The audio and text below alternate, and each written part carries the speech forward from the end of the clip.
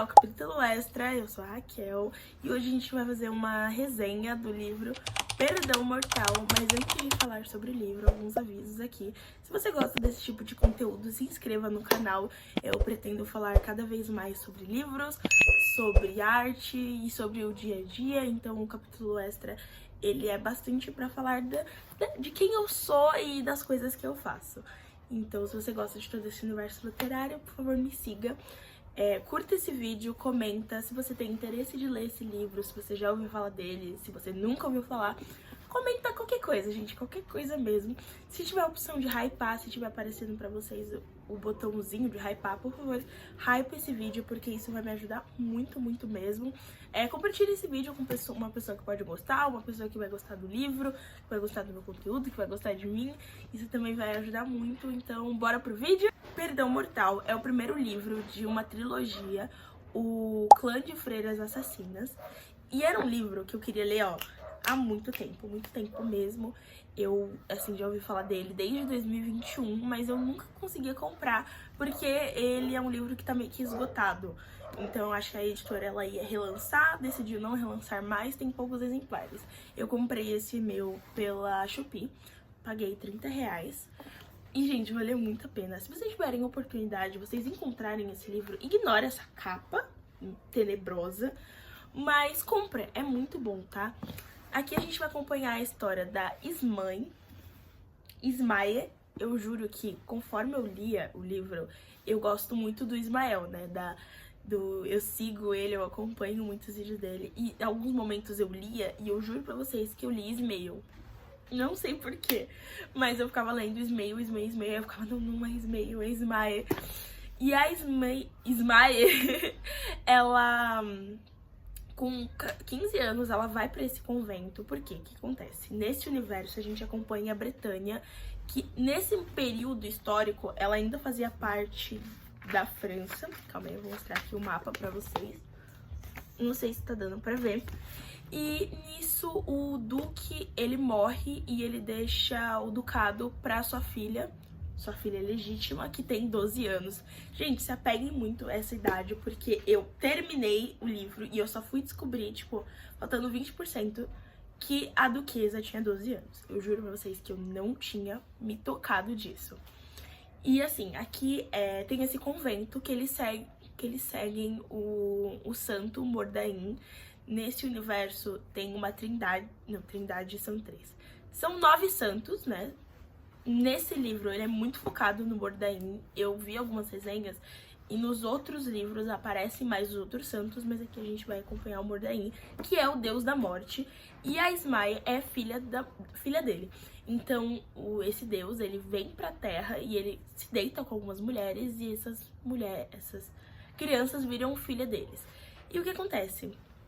A Ismael ganha um poder do pai dela. A mãe dela tenta abortar ela quando ela ainda estava no ventre. Então a mãe dela toma muito veneno pra matar ela enquanto ela ainda tá no ventre. Só que ela não morre, porque ela é imune a veneno. Então, quando ela nasce com uma cicatriz enorme nas costas, que é o sinal que ela é filha da morte.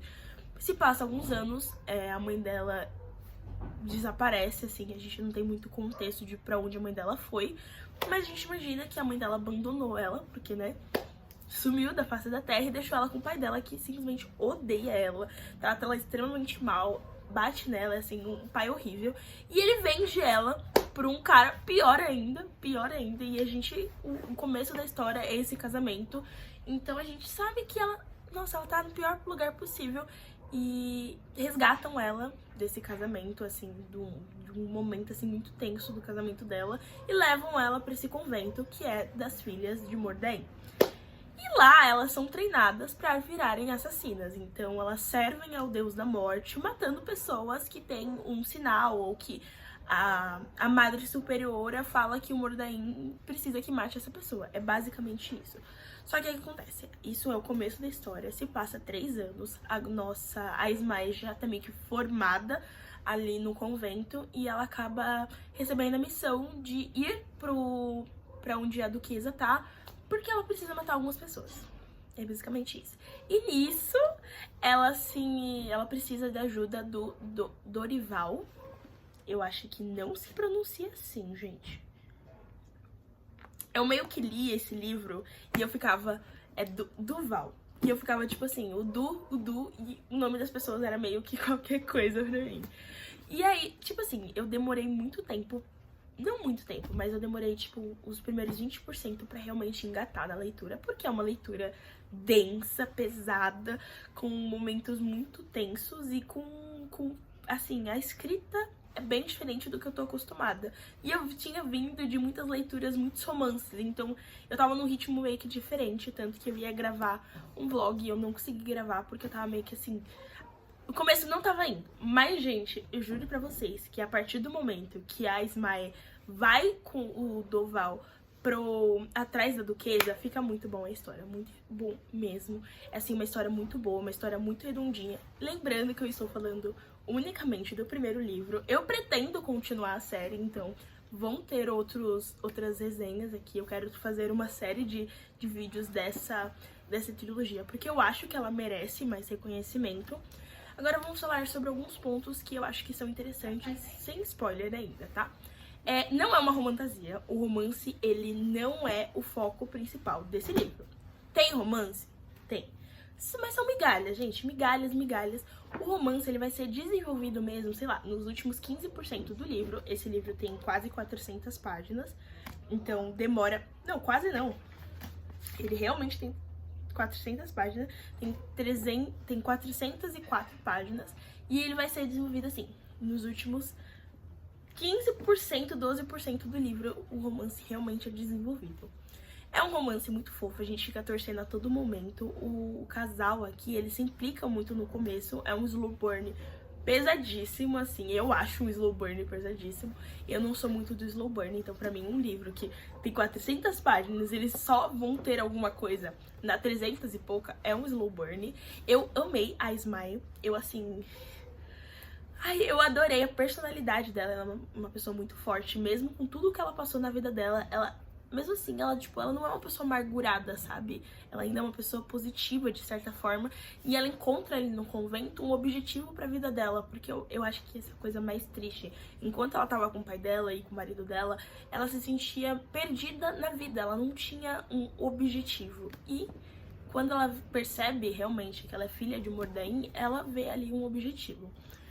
Aqui esse primeiro livro fala muito sobre a política, então a gente entende muito sobre como que a duquesa, ela ainda não é a duquesa oficialmente, tá?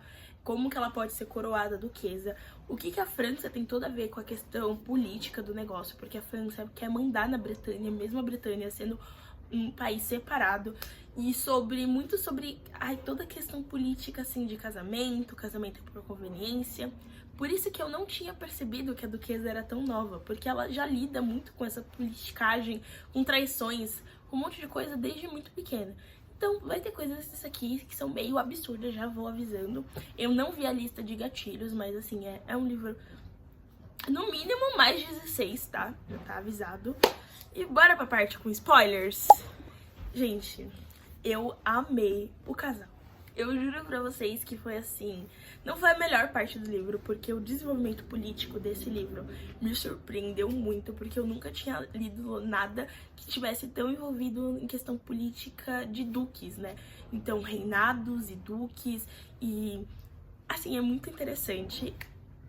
Agora, é um spoiler muito grande, então, de novo, essa parte vai ser com spoiler. Pra quem já leu o livro, eu fiquei muito surpresa com o personagem que é o Duval.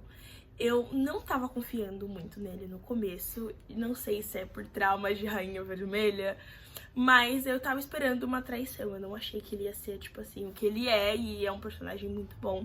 Mas eu jurei que ele ia trair a Smae e que ele realmente queria pegar o trono pra si. Mas não, gente, ele é um fofo, ele é assim... Ele virou um dos meus queridinhos, um dos meus namorados literários. E é muito gostoso ver a evolução deles como um casal. Eu acho que, mesmo que esse não seja o ponto central do livro, a autora soube desenvolver muito bem o romance aqui. E soube, a gente com pequenas interações dele, a gente via eles caminhando pra uma relação de muita confiança. Eu acho que isso que foi o que eu mais amei na relação deles. Eles criaram uma relação de confiança, assim, extrema, extrema, extrema. E depois o amor veio e o respeito. Então, tipo, foi crescendo esse sentimento dentro deles, o que é muito legal. Sobre a questão da duquesa, gente, eu juro pra vocês que eu fiquei muito surpresa quando eu li que ela estava sendo coroada com 13 anos. Tipo, é bizarro o quanto as pessoas estavam competindo pra casar com uma criança. Nem a Smile casou com essa idade, entende? Então ela tinha 12 anos. O pai dela já tinha oferecido ela em casamento quando ela era super nova, o que é meio repugnante, mas eu entendo que faz muito sentido com a época que o livro se passa. Mas mesmo assim é uma coisa que me deixa meio... Eu acho que não é um livro com grandes revelações. Eu esqueci o nome do cara, mas o cara que trai eles, tipo, meio que eu já tava esperando. Ninguém era muito confiável ali. Eu fiquei muito triste com as mortes do final. Quando o Fera e o outro carinha lá morreram, eu fiquei assim, bem mal.